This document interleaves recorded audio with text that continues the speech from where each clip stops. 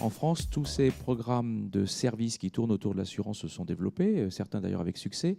Mais moi, j'ai quand même remarqué, alors sauf à ce qu'on me contredise, je n'ai pas la science infuse, j'ai toujours trouvé qu'au bout des calculs, on n'avait pas un autofinancement total de la prestation de services financée par l'économie assurantielle. Prendre un exemple, il y a eu beaucoup de systèmes de retour à l'emploi sur les contrats collectifs, sur l'INCAP, la prévention.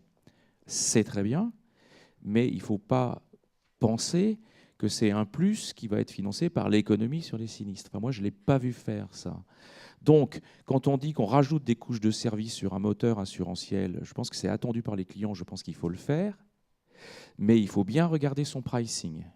Et malheureusement, alors je reviens sur le client particulier ou le professionnel artisan commerçant qui regarde des primes d'assurance, la première chose qu'il regarde, c'est le prix.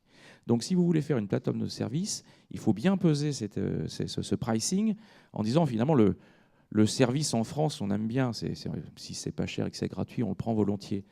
Enfin, derrière tout ça, si vous regardez bien, dans les comptes d'exploitation, dans les business models qui sont faits, du service, des plateformes de service, ça renchérit le coût global du couple service-assurance. Je ne dis pas que ce n'est pas bien. Il y a des clients qui sont prêts à le payer, mais ce n'est pas un peu la pierre philosophale. Et puis quand je dis ça, je vais me contredire tout de suite parce que c'est assez rigolo.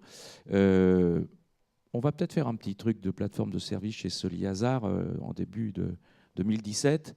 Et normalement, quand on a un sujet qui est tactique, parce qu'on n'est pas stratégique, on est une petite maison, je ne devrais pas le dire.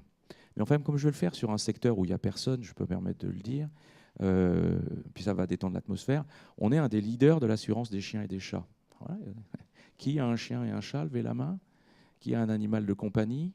Tiens, c'est curieux, vous n'êtes pas très nombreux parce qu'on a 20 millions d'animaux de compagnie en France, il y en a 4% qui sont assurés. Vous ne le répéterez pas, je m'en occupe. Et donc là-dessus, si vous faites, c'est de l'assurance santé sans la sécurité sociale. Voilà.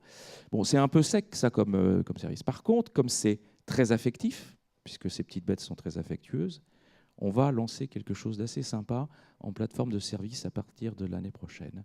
Donc voyez-vous, ça va peut-être coûter un petit peu plus cher, mais je suis prêt à penser que les clients l'achèteront.